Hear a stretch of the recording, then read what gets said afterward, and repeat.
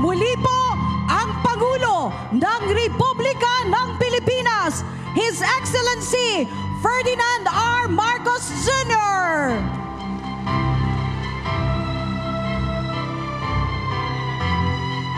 Maaari na po tayong umupo.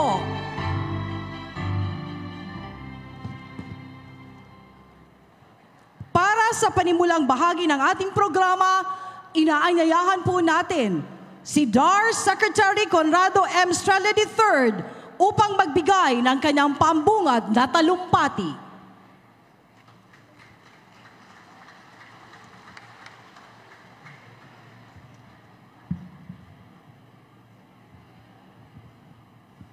Daghang salamat, Undersecretary Ninya Taduran. Napakaganda ng ating Undersecretary sa DAR, Auntie Ninya, tinitibok ng puso ko. His Excellency, President Ferdinand Bongbong Marcos Jr.,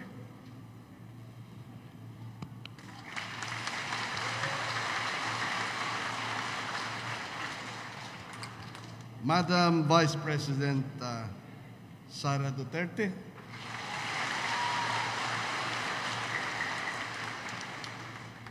ang nagturo sa akin mag-selfie. Kanina pa ho, marunong na rin ako.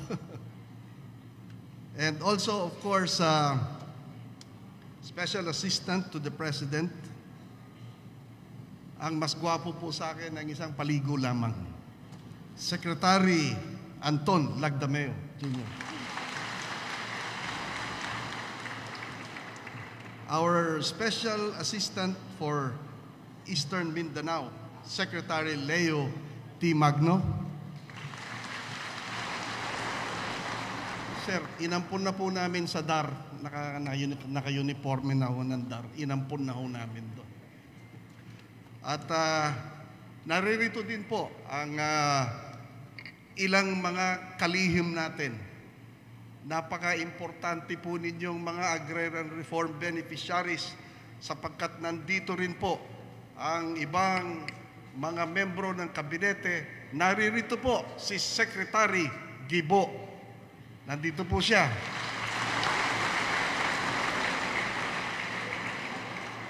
Si Secretary Benher Abalos, nandito rin po.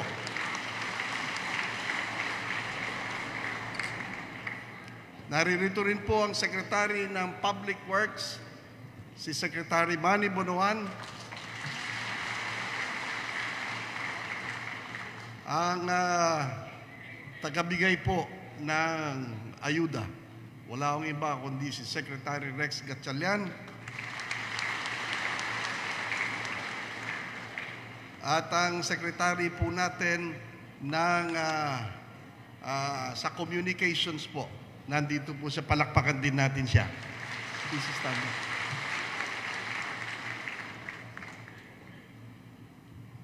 Vice Governor Lorna Bandigan,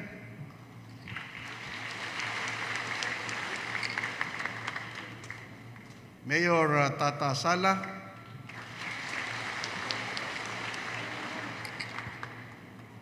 at lahat po ng mga undersecretaries, mga assistant secretaries, mga direktor, at lahat po ng mga kasamahan natin sa Department of Agrarian Reform. Nandito po sila.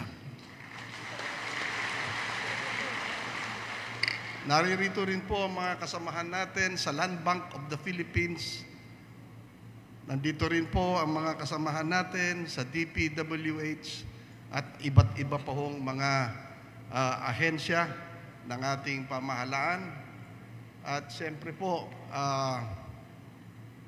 ang superstar po ngayong araw na ito, ang mga agrarian reform beneficiaries.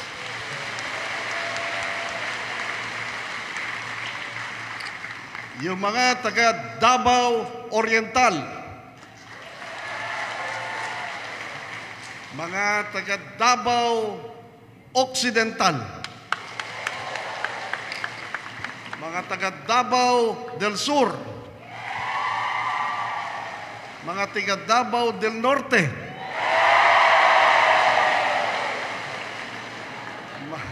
mga taga Davao de Oro, at siyempre yung mga taga Davao City. Meron ba ako nakaligtaan? Wala na. Yung ating mga kaibigan sa media, palakpakan din natin sila. Ladies and gentlemen, sobra po ang tuwa nating lahat ngayon sapagkat inaasahan natin iilan-ilan lang ang dadalo. Narito ho, star-studded ngayon. At pati sa mga lugar ninyo nagkaroon ng kalamidad, ngunit nandito pa rin kayo. Maraming salamat po. Natatandaan ko ho, noong kami ay nagkaroon ng rally ng Bagong Pilipinas doon sa Manila, ang sabi po ng ating mga Pangulo, inuutusan po niya lahat ng mga opisyal at mga empleyado ng gobyerno. Bawal na ang tamad, bawal na ang babagal-bagal sa trabaho. At bawal na rin ang nakasimangot, dapat nakangiti tayong lahat. Kaya sinabi ni ang ating Pangulo, inutusan niya kami, paspasan mo, Secretary Estrella, ang pagbibigay ng titulo. Matagal ng panahon na hinintay nila. Kaya pinaspasan namin ang pagpapagawa ng titulo para sa inyong mga agrarian reform beneficiaries. Kaya, Mr. President, hayaan niyo hong magbisaya din ako, Madam Vice President. Puntong Ilocano lang nga. Mao karong adlaw ni abot na ang bag-ong Pilipinas. Niabot na pod ang dugay na ninyong ginahulat na titulo sa mga yuta na nahatag kaninyong tanan. Kung sa una, gamugot mo sa paghulat sa inyong titulo.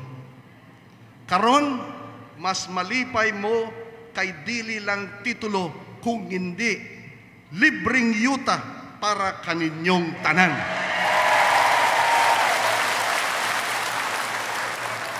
Naintindihan ho ba ninyo ang sinabi ko? Naintindihan ho ninyo? Mabuti pa kayo, ako hindi. Ako ay natutuwa at dito sa Bagong Pilipinas, napakalaki po ng ating pag-asa. Bakit po? Nakita ninyo, dito sa Davao Region, nandito po ang ating mahal na Pangulo. Nandito po ang ating Vice President. At kami po mga membro ng kabinete, tayong lahat, sama-sama tayo nang sa ganon lumipad ang ating bayan. Sama-sama tayo para umunlad ang buhay ng mga agrarian reform beneficiaries at lahat ng magsasaka sa ating bansa.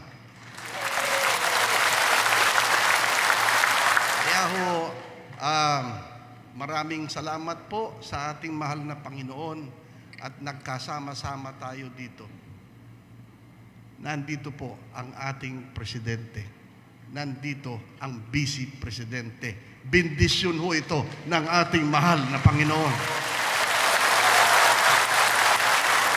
Hindi ko na ho pagtatagalin ang aking pagtatalumpati.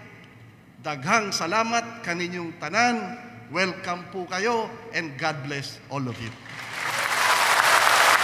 Maraming salamat, Secretary Estrella III.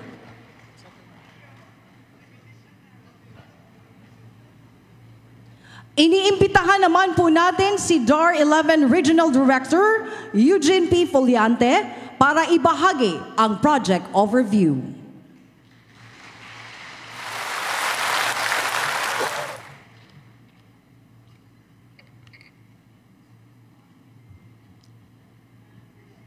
His Excellency President Ferdinand R. Marcos Jr.,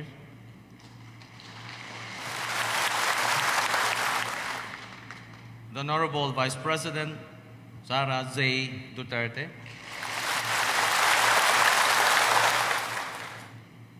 the Honorable members of the Cabinet,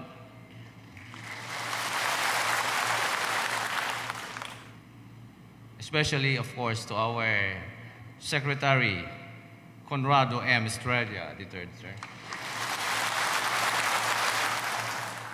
The honorable members of the various congressional districts of Davao Region,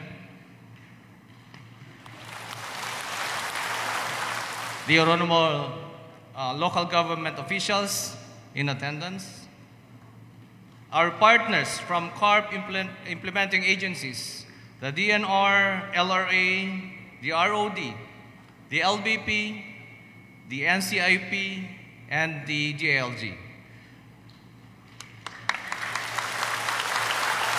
And most especially to all our agrarian reform beneficiaries whose presence in today's distribution of electronic titles, or we call it e-titles, is so important. Distinguished guests, ladies and gentlemen, good morning. Magandang umaga po sa inyong lahat. Maayong buntag kanatong tanan. Today marks a momentous occasion for our department as we witness the turnover of e-titles in this region. DAR, as a national agency, stands proud in fulfilling its mandated task of implementing the Land Tenure Security Program, providing essential land tenure security services to benefit our beneficiaries. Today's event underscores the successful implementation of Project Split, support to parcelization of lands for individual titling in this region. Project Split is the department's response to the long-standing clamor of our agrarian reform beneficiaries, seeking the parcelization of their collective certificates of land ownership award. This initiative aims to promote social justice, enhance agricultural productivity, and secure the long-term improvement and stability of land ownership. It will surely serve as an engine of economic upliftment of our farmer beneficiaries. This is the first foreign-assisted project under the land tenure security component of our program. The Split project has three core components: parcelization of collective CLOAs, the capacity building and assistance, and project management and monitoring and evaluation. The project has a total cost of 24.625 billion pesos, comprising 78% loan proceeds or 19.240 billion pesos from the World Bank, and 22% GOP counterpart consisting of 5.385 billion pesos. As of today, our national cumulative e-title issuances generated and issued consists of 91,775 e-titles issued and distributed as of this date, with a total of 109,199 hectares and benefiting 98,203 agrarian reform beneficiaries.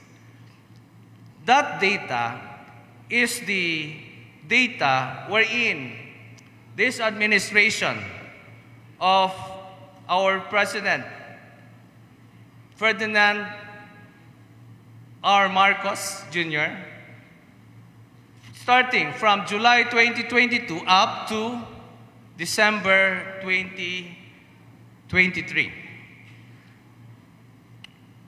As the lead agency, DAR has partnered with key government agencies. Together, we have empowered our farmers and strengthened their property rights. Today, we are witnessing the region-wide distribution of 2,529 e-titles benefiting 2,672 agrarian reform beneficiaries consisting of an aggregate area of 3,560 hectares across the six provinces of the Davao region.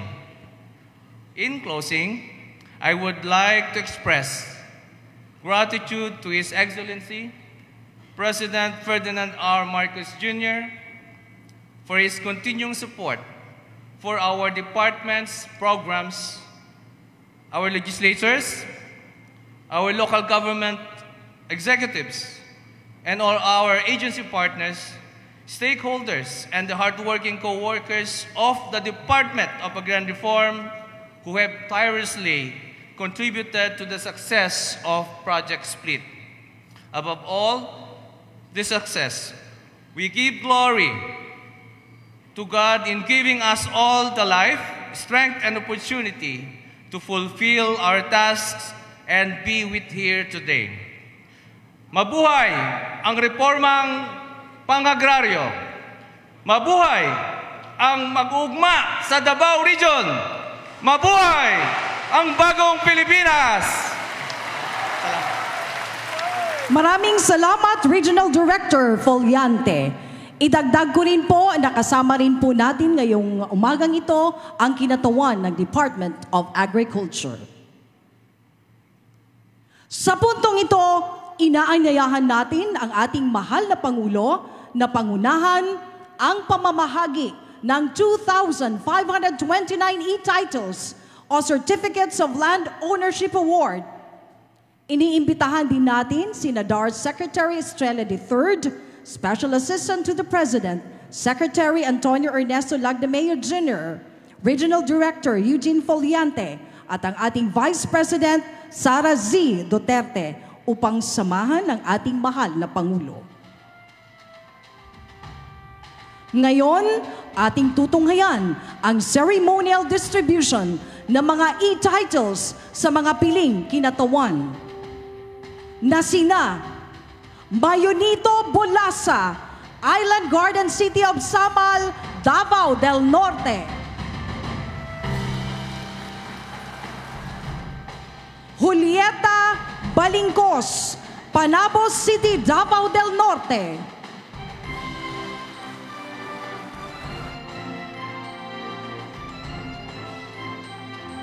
Michael Linogao, Carmen, Davao del Norte.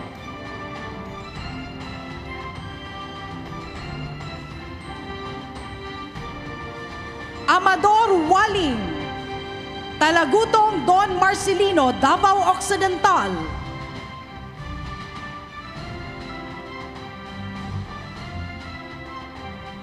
Adela Gallardo, Talagutong Don Marcelino, Davao Occidental.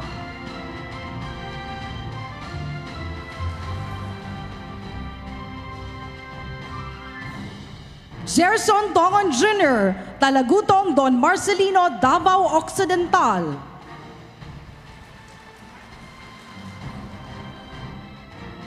Dexter Hukom, Osmeña, Compostela, Davao de Oro.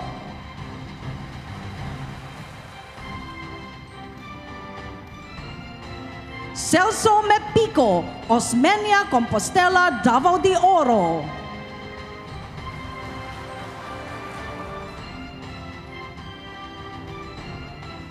Mirna Salundagit, Kingking, Pantukan, Davao de Oro.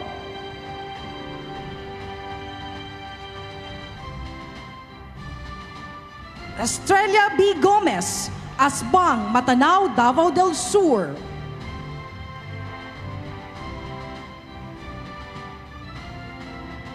Albert Tantingan, Glamang, Magsaysay, Davao del Sur. Flordelisa P. Onyot, Towak, Matanao, Davao del Sur.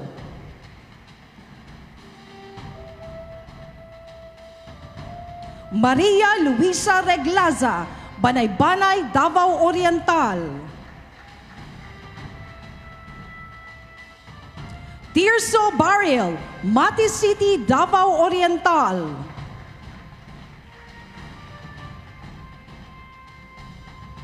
Pedrito Banga, Taytayan, Katiil, Davao Oriental.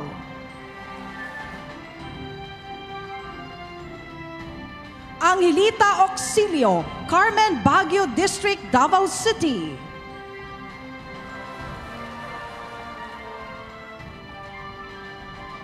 Benilda Sabado, Salaysay, Marilog, Davao City.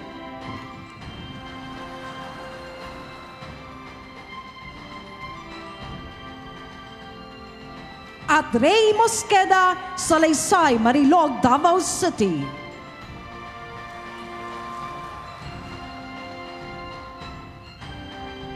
Maraming salamat po, mahal na Pangulo, at congratulations sa lahat ng ating mga benepisyaryo.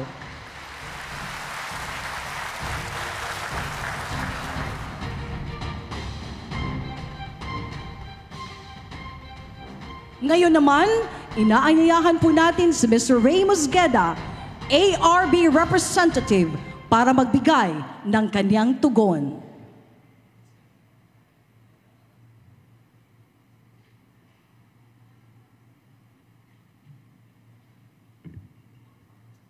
Maayong buntag sa tanan.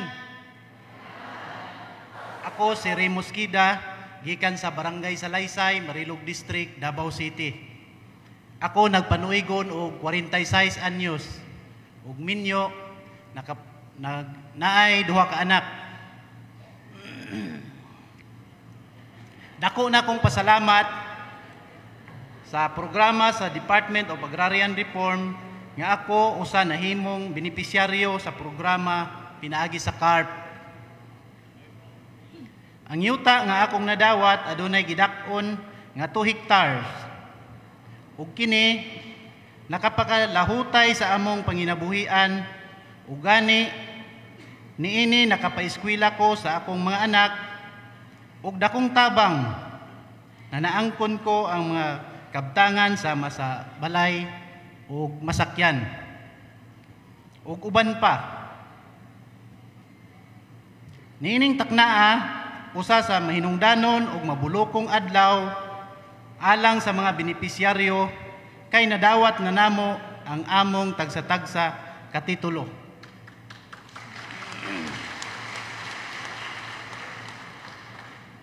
Tungod niini daghan kayong salamat sa atong labawng makagagahom.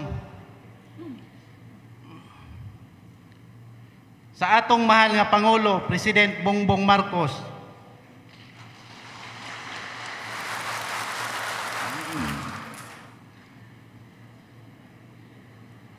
O sa DAR Secretary, si Sir Conrado M. Estrella III.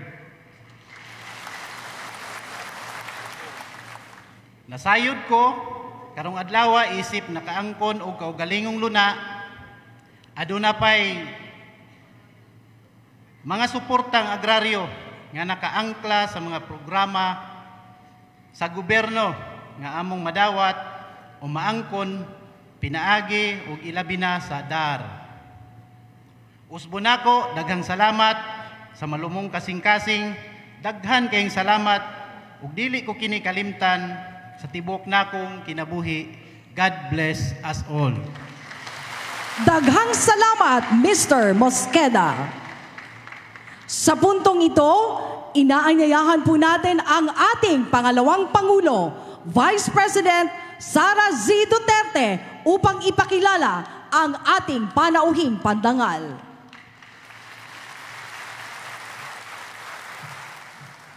Ladies and gentlemen, the President of the Republic of the Philippines, His Excellency Ferdinand R. Marcos Jr.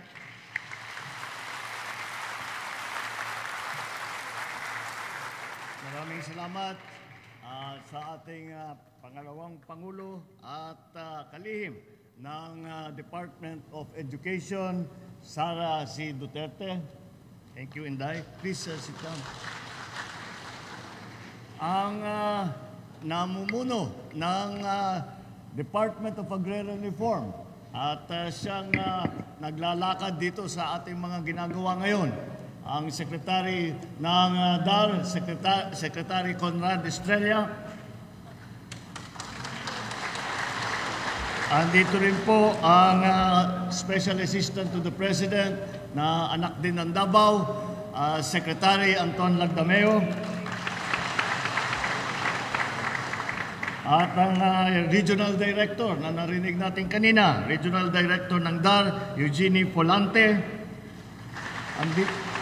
Andito rin po ang ilang membro ng kabinete at sinama ko para maipakita kung paano ating ginagawa yung sinasabi ng whole of society, whole of government, whole of nation approach. Ibig sabihin, hindi lamang ang DAR ang nagtatrabaho para sa inyo tungkol dito sa agrarian reform, kung hindi ang iba't ibang departamento rin ay may ginagawa, mayroong contribution yan kasi at hindi lamang naman ang pagbigay ng titulo, kung hindi ang mga kasunod na suporta ay napaka-importante rin. Kaya nandito tayo at yan po ay ang halimbawa ng whole of government approach na aming ginagawa.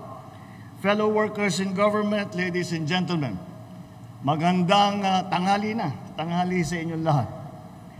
Masaya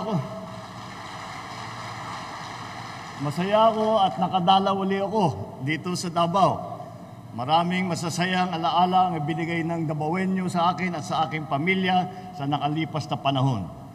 Marami ring mga pagkakaibigang panghabang buhay ang naburito. Hindi maaaring mawala sa aking puso ang pagmamahal ng Davao sa mga tao dito. Kaya naman, nagagalak ako na maging bahagi ng mahalagang pagtitipon na ito na pinangungunahan ng Department of Agrarian Reform, kung saan tayo ay namimigay ng mga titulo sa ating mga magsasaka na matagal nang nag-aantay na magkaroon ng sariling lupa.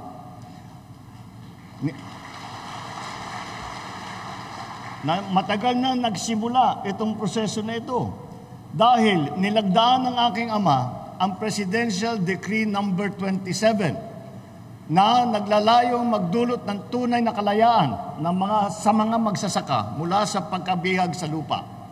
Kaya ipinagmalaki ko na minana ko ang pagmamahal at pagpapahalaga ng aking ama sa ating mga magsasaka. Kaya naman, talagang pampatawa na mahirap kong makita, nakakadurog po ng puso, na makita na hanggang ngayon, ang pinakamahirap sa ating bansa ay ang mga magsasaka. Kayo ang nagpapakain sa amin, hindi nyo magpakain ang pamilya ninyo. Kayo nagpapakain, nagbubuhay sa buong Pilipinas, sa lahat ng mga Pilipino.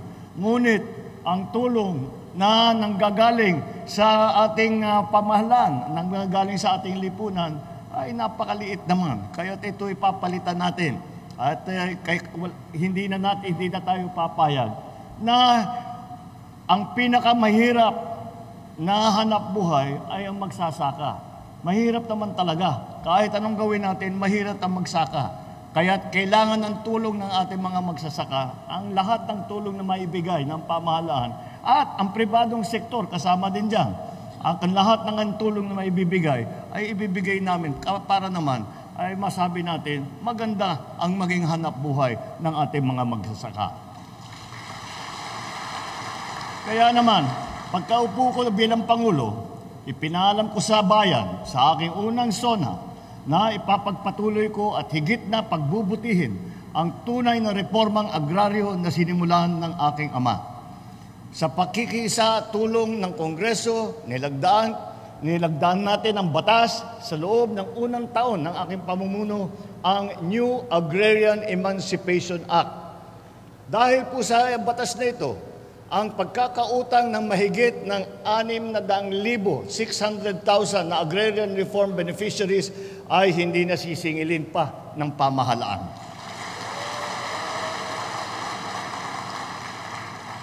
Layunin kong matapos ang pamamahagi ng lahat ng lupang saklaw ng CARP bago matapos ang aking termino. Kaya't natutuwa ko na masigasig ang DAR sa pamimigay ng mga titulo.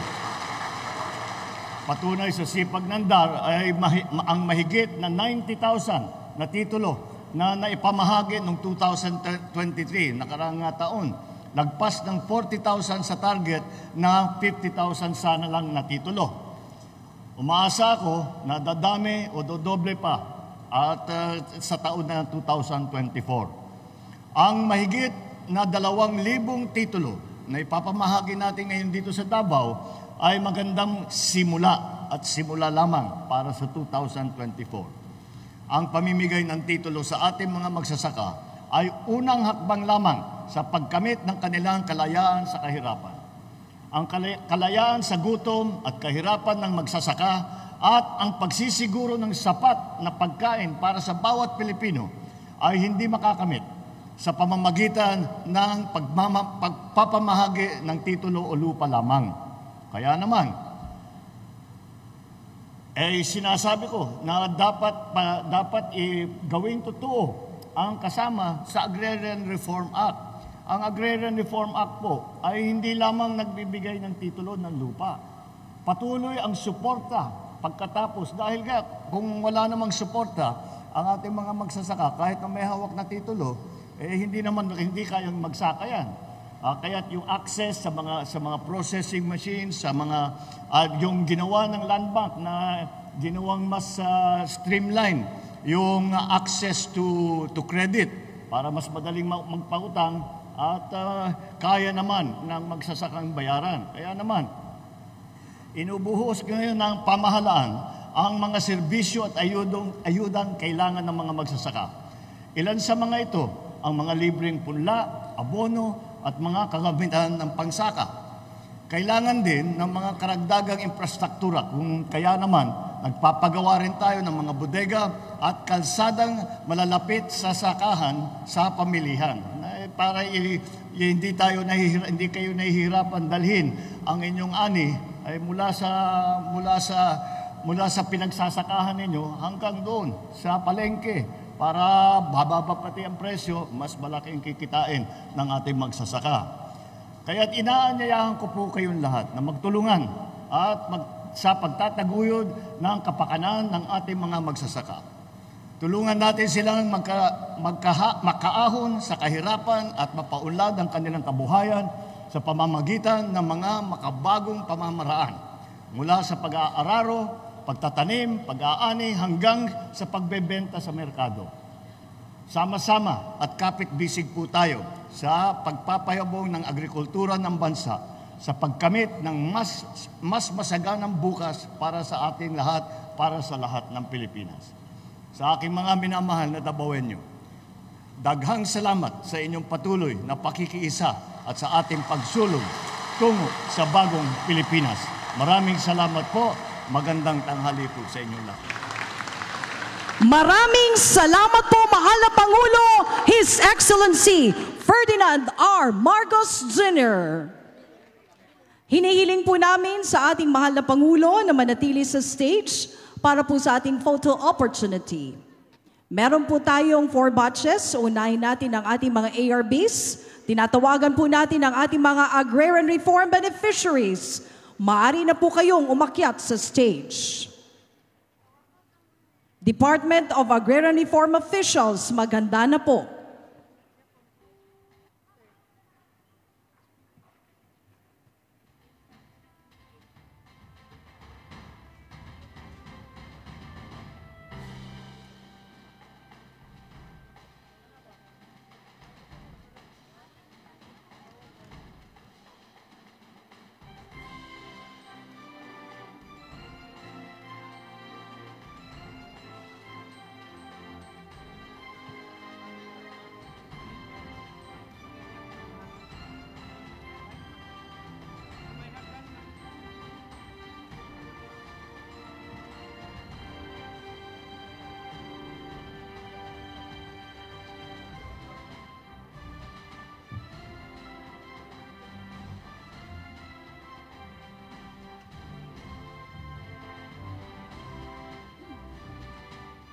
Maraming salamat po sa ating mga agrarian reform beneficiaries. Sa atin naman po mga DAR officials, maaari na po kayong umakyat sa stage.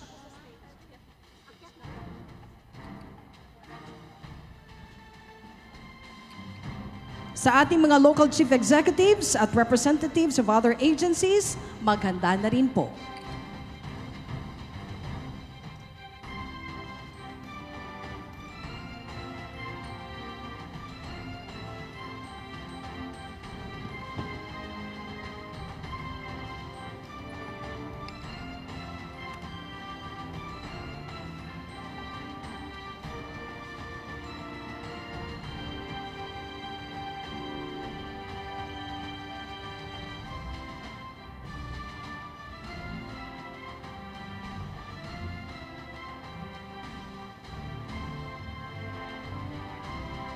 Maraming salamat sa ating DAR officials, sa ating naman pong mga local chief executives at ating mga representatives mula po sa iba't ibang ahensya.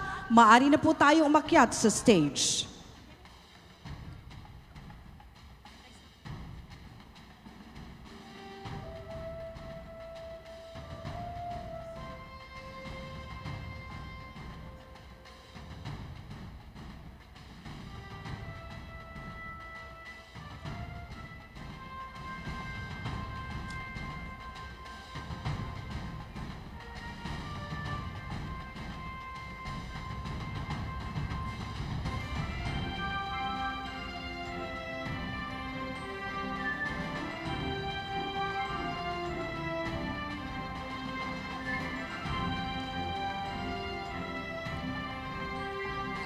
Maraming salamat po.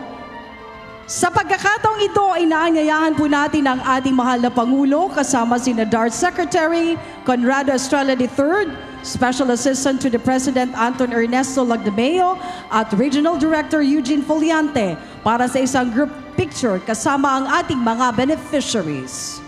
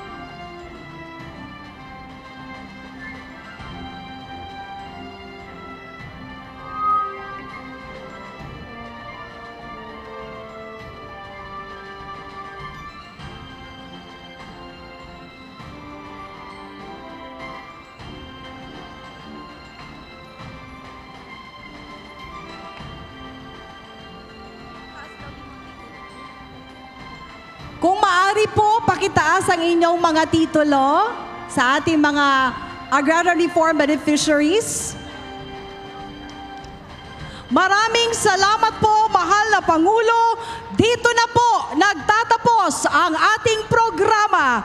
Nagpapasalamat po tayo sa ating mahal na Pangulo, sa ating pangalawang Pangulo sa pagbisita at pamamahagi ng mga e-titles sa ating mga agrarian reform beneficiaries ng Davao Region. Muli po, mga kababayan, ang ating mahal na Pangulo, His Excellency Ferdinand R. Marcos Jr. Mangyari lamang po na tayo ay manatili sa ating mga upuan habang ang mahal na Pangulo